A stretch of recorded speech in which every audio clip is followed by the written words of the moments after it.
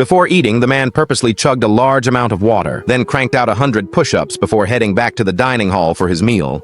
When the warden came for inspection, he faked a cough, then suddenly vomited right in front of him. Get this damn convict away from me! The guards rushed him to the infirmary. The nurse told him to rest, but he had already planned everything. He claimed he needed to use the bathroom. The nurse assigned a janitor inmate to accompany him, unaware they were working together. The man tossed his IV bag into the trash, stepped up onto the toilet, and pulled out a hidden tool. He used it to pry open a hidden cabinet in the wall. They slipped inside the passage, closed the panel behind them, and left no trace. At the other end of the tunnel was a utility room. The two men retrieved prepped wooden crates, attached them to the underside of a truck, and hid inside.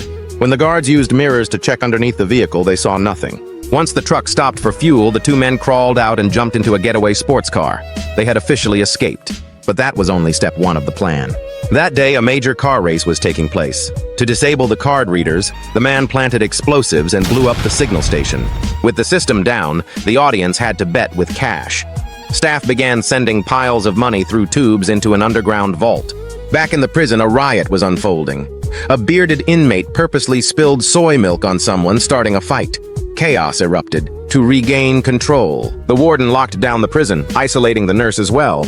Taking advantage of the confusion, inmates smeared butter over the security cameras and blocked windows using trays and tinfoil. All of it was to buy the man more time.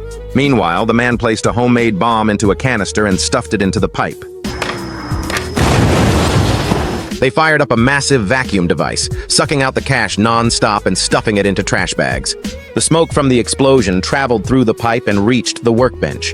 Two security guards came down to check it out, right as the men were preparing to leave.